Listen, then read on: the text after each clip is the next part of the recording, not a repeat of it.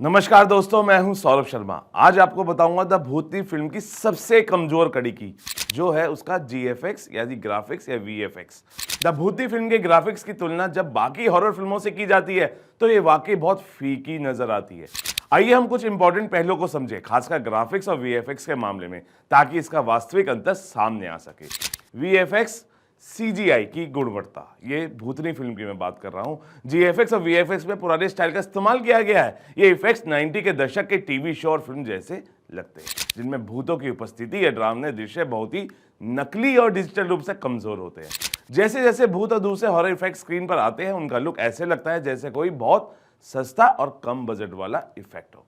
Example के लिए, भूत के चेहरे या शरीर की घुमावदार पारदर्शी विशेषताएं बहुत ही सीधी और बनावटी लगती है, ना कि प्रकट होने के लिए उस खौफ का एहसास देती हैं जो एक हॉरर फिल्म में होना चाहिए।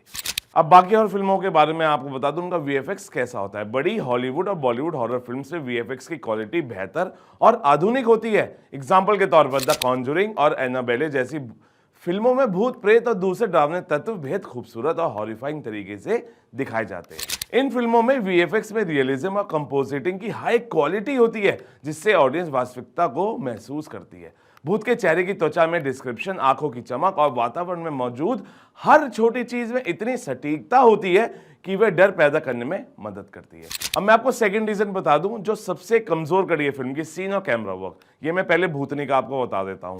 सीन के दौरान कैमरा इफेक्ट्स का मेल काफी कमजोर लगता है। जब भूत का कोई दृश्य आता है तो ग्राफिक्स और कैमरा वर्क साथ में अच्छा तालमेल नहीं बनाते। इसका कारण भूत का किरदार वास्तविकता से बहुत दूर नजर आता है और भय पैदा करने में नाकाम रहता है। अब इसी की तुलना बाकी हॉरर फिल्मों में क्या होता है, कैमरा वर्क को इस तरीके से डिजाइन किया जाता है कि ग्राफिक्स और सिनेमेटोग्राफी एक दूसरे के साथ अच्छे से मेल खाते हैं। ड्रामने दृश्यों में सटीक कैमरा एंगल्स, शैडो प्लेसमेंट और वातावरण का सही इस्तेमाल किया जाता है। इससे ऑडियंस सस्पेंस और डर की भावना महसूस करती है। अब आपको थर्ड रीजन बता दूं जो कमजोर कड़ी है, फिल्म की रंग और लाइटिंग। पहले मैं आपको भूतनी की बता देता हूं, फिर उसकी तुलना में दूसरे फिल्मों की बताता हूं। द भूतनी की आप सुन लीजिए। फिल्म में रंगों और लाइटिंग का इस्तेमाल काफी साधारण और खराब है। जो दृश्य डरावने के लिए बनाए गए हैं उनका माहौल भी नकली और बहुत साधारण सा दिखता है। एग्जाम्पल के लिए, जब भूत आता है तो लाइटिंग में कोई अद्वितीय बदलाव नहीं होता और जो डर पैदा कर सके। अब बाकी हॉरर फिल्मों की आप सुन लीजिए इसकी तुलना। फिल्मों में लाइटिंग और रंग का बहुत ख्याल रखा जाता है, जैसे द कॉन्जोरिंग और इनसाइडियस जैसी फिल्मों में लाइट और डार्क के बीच का शानदार खेल ऑडियंस को डर महसूस कराता है। लाइटिंग के सही उपयोग से भूत के इफेक्ट्स और डरावनी स्थितियों को जीवंत और प्रभावी बनाया जाता है। अब मैं आपको इसका चौथा रीजन बताता हूं जो कमजोर कड़ी है, टेक्निकल खामियां और सिंकिंग। पहले भूतनी की आप सुन लीजिए। ग्राफिक्स में सिंकिंग की समस्याएं हैं, जैसे भूत का इफेक्ट उस सीन में पूरी तरह से फिट नहीं होता और बहुत ही कमजोर दिखता है। सीजीआई का इस्तेमाल असमंजसपूर्ण तरीके से किया गया है और कभी कभी फिल्म के दृश्य इतने नकली लगते हैं कि दर्शक को हंसी आ जाती है। हॉरर फिल्मों की तुलना में आपको बता दूं तकनीकी खामियां लगभग ना के बराबर होती है। हर इफेक्ट को इतनी सटीकता से जोड़ा जाता है कि ऑडियंस उसे असली मानते हैं। सीजीआई, प्रैक्टिकल इफेक्ट्स और ग्राफिक्स का मिला जुला प्रयोग खौफ और सस्पेंस को दोगुना कर देता है।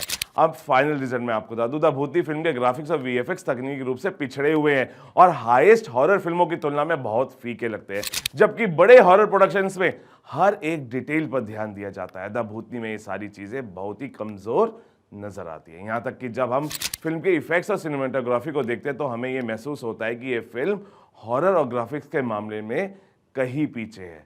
आपको भी मेरी स्टोरी कैसी लगी, प्लीज कमेंट कीजिएगा।